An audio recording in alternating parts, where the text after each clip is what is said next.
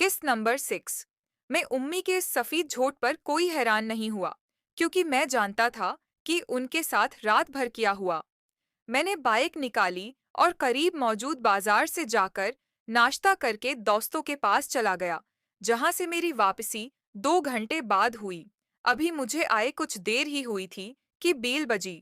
मैंने जाकर दरवाजा खोला तो सामने अम्मी थीं, जिनके साथ जावेद भी था। उम्मी की हालत बहुत खराब हो रही थी। बाल बिखरे हुए थे, आंखें सर्क हो रही थीं, और चेहरे से सारा मेक अब गायब था। इनसे चला नहीं जा रहा था। जावेद इंकल उनको सहारा देकर अंदर ला सके और उनके बेडरूम में ले गए। मैंने दरवाजा लॉक किया और जाकर पूछा, क्या हुआ आपको?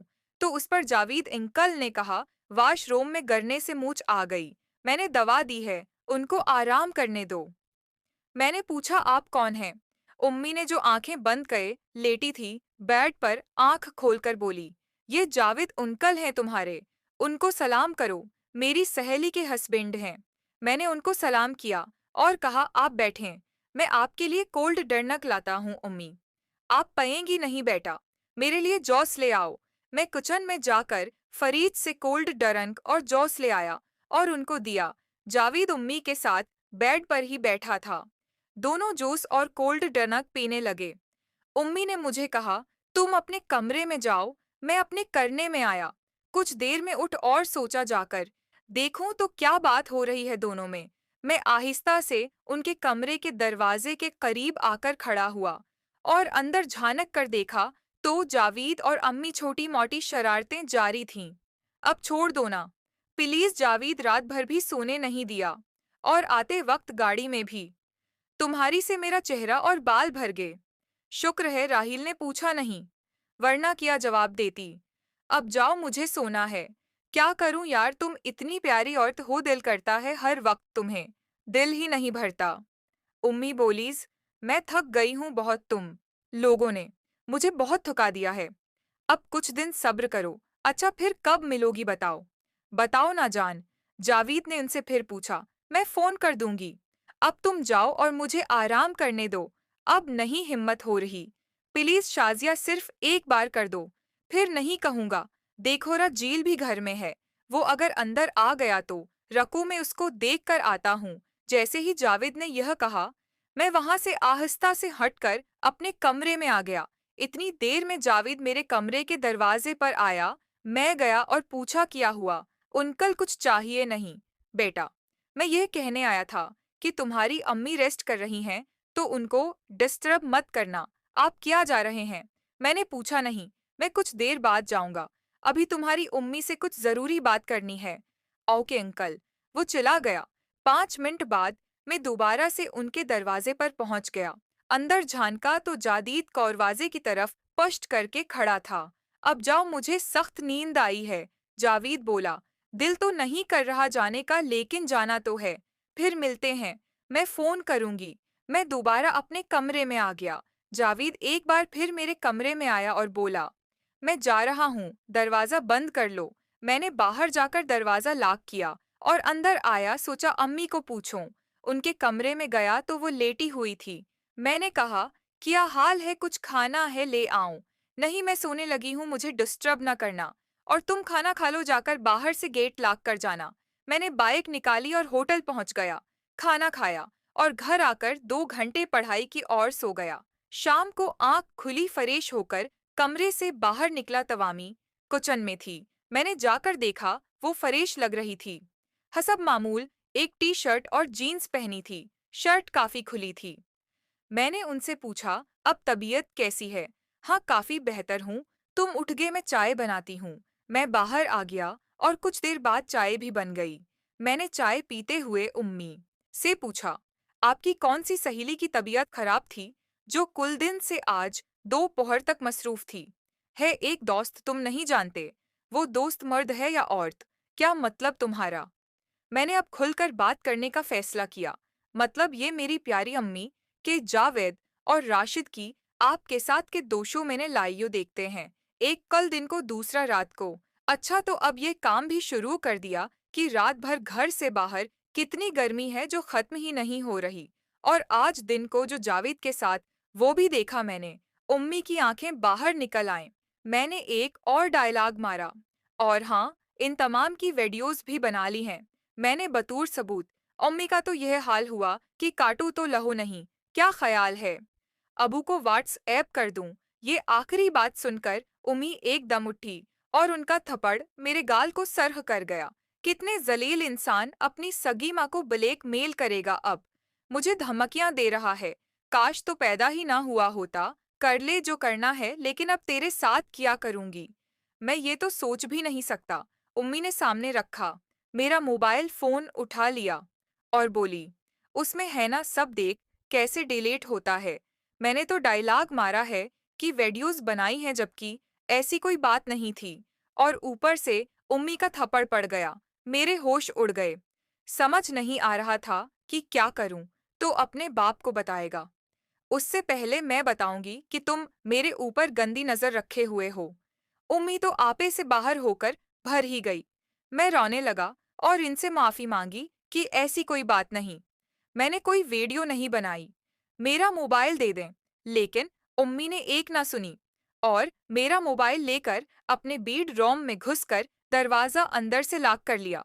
मैंने उनको बाहर आने को कहा, लेकिन अंदर से मुझे उनकी किसी से फोन पर बात करने की हल्की सी आवाज आ रही थी। मैं समझा अबू से बात कर रही है। अब तो मेरी हालत मजीद खराब हो गई कि अबू ने चचा को बताना है और फिर खुच्चा ने मेरी ढिलाई करवाई है। मैं अपने कमरे में आ गया और बैठकर रोने लगा था तो एक टीन एजर उम्मी को ब्लैकमेल करते करते खुद भी क्या। यूं ही रात हो गई। बाहर से खटपट की आवाज आई। मुझे भूख भी लग रही थी। बाहर का तो उम्मी किचन में रोटी बना रही थी। मैंने पास जाकर उनसे एक बार फिर माफी मांगी और बोला, प्लीज मुझे माफ कर दो। और मेरा मोबाइल वापस मेरे सामने के उम्मी ने गुस्से से कहा, मैं कुछ कहने की पोजीशन में नहीं था। मैं चुप करके एक आधी रोटी खाकर मशूरा कर लेता। एक हफ्ते बाद सोचने लगा, हफ्ता की छुट्टी थी, वरना किसी दोस्त से ही या नहीं, लेकिन वो रात मेरी जिंदगी की एक भयानक रात थी। अचानक मुझे महसूस हुआ कोई मेरे बीड पर मेरे साथ लपटा हुआ है। मैं डर के मार जाग गया और पूछा, कौन है? कमरे की लाइट, जो कि मैं बंद करके सवया था, जल रही थी और सामने उम्मी दरवाजे के पास खड़ी थी। मैंने खुद को छुड़ाने की कोशिश की, लेकिन मेरे हाथ बंधे और फैसल ने जकड़ा हुआ था और स्याह हुए थे। शायद नींद में इन लोगों ने बांध दिए थे, वरना मैं उन दो पर भारी पड़ता। उसको आज ऐसा सबक सिखाओ कि आइंदा किसी को ब्लैकमेल ना कर सके। उम्मी गुस्से से बोली। उनके हाथ में उनका मोबाइल था, जिसके कैमरे का रख मेरी जानिब था। गविया वो मेरी फिल्म बना रही थी। फैसल मेरे सीने पर चढ़ गया और मेरे मुंह में देने की कोशिश की। मैंने मन बख्ती से बंद कर लिया तो उसने मेरे बालों को हाथ में लेकर झटका दिया, जिससे मेरा मुंह खुल गया और फैसल ने अपना काम कर लिया। फैसल जो काम उम्मी के साथ करता था, वो मेरे साथ कर रहा था। अम्मी ने करीब आकर वीडियो बनाई और बोली, पता चला कैसा होता है? ब्लेक मिलर बेटे, मैं रोने लगा। मेरे साथ क्या होने जा रहा है? फिर भी रहम तलब नजरों से उम्मी की जानिब देखा, लेकिन वो तो जैसे मुझे जानती ही नहीं थी। कुछ देर बाद उसकी जगह सुलीम ने ले ली। मैं रोते हुए कि रहा था, मुझे छोड़ दो, मैं किसी को कुछ नहीं बताऊंगा। लेकिन वो तीनों तो बहरे हो चुके थे। मैंने मंत की कि मुझे छोड़ दो, ये सब ना करो। ये सुनकर फैसल बनने की कोशिश की। मेरे मुन्ना से एक दर्दनाक चीख निकल गई और आंसू बहने लगे। मैं मचल उठा। दर्द की शदीद तरीन लहर से मेरा अंग अंग दिखने लगा, जैसे नीम बेहोश हो गया। मेरी मरीज पर चीख निकल रही थी, लेकिन फैसल ने बहुत मजबूती से मुझे काबू किया हुआ था और मेरा मुन्ना बंद किया। मैं उम्मी बचाओ, मर गया। क्यों बेटे? अम्मी को ब्लैकमेल कर रहा था। अब सुना गया हाल है। अम्मी मेरे पास आकर बोली, पुलिस मुझे से भूल हो गई, अब नहीं ऐसा करूंगा। मैंने उम्मी से कहा, चुप कर माँ के लाडले, खामोशी से। और वो तीनों बाहर निकल गए। मेरी तो वो हालत थी कि उठता तो दर्द होता, चला भी नहीं जा रहा था। एक सगी माँ ने महज अपने करतूत छिपाने के लिए बेटे के साथ ज्यादती करवा डाली थी, अपने यारों से अपने सामने, और उसकी वीडियो भी बनाई थी। मैं तो सोच भी नहीं सकता था कि अम्मी मेरे साथ ये सब करेंगी। पूरा जिस्म दर्द से दिख रहा था। बुखार चढ़ गया था। उनको तो हाथ भी नहीं लग रहा था। मैं ऐसे ही पड़ा रहा, नीम बेहोश। सुबह कब हुई मालूम नहीं। जब कुछ होश आया तो घड़ी 10 बजा रही थी। बहुत मुश्किल से उठा, आहिस्ता आहिस्ता चलता वॉशरूम गया तो फिर से तेज दर्द शुरू हो गया और अंदर से खून आने लगा। तकलीफ की हालत में नहाया, बार बार रोना आ रहा था। खुद पर उम्मी से नफरत हो रही थी, जिसने ये सब कर दिया था मेरे साथ। बाहर निकलने का कोई मौड नहीं था। चाचा के घर चला जाऊं, लिहाजा खामोशी से बाहर निकला।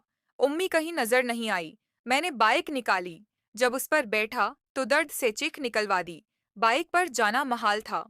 दोबारा उसको अंदर खड़ा किया और पैदल ही मार्केट जाकर पहले नाश्ता किया और फिर एक मेडिकल स्टोर से पेन किलर दवा लेकर खाई, जिससे दर्द कुछ कम हुआ। और चचा के घर पहुंच गया, जहां बच्चों की छुट्टियां थीं। स्कूल से उनको होमवर्क करवाया और दिन को खाने के बाद चची कवामी का फोन आया और मेरा पूछा कि यहाँ ही है, तो चची ने कहा हाँ। चची ने मुझे से पूछा, उम्मी को बताकर नहीं आए। मैंने बहाना किया वो मार्केट गई थीं, तो उसलिए उनको नहीं पता। दोपहर को 2:12 एक खुराक खाई। दर्द काफी कम था, लेकिन सोजन थी। रात का भयानक वाकया याद करके बहुत दुख भी हो रहा था और गुस्सा भी आ रहा था। उन तीनों पर मेरा कोई ऐसा गहरा दोस्त भी नहीं था जिससे उस मसले पर बात करता या उनसे से कोई इंतकाम लेता, खास तौर पर फैसल और सलीम से।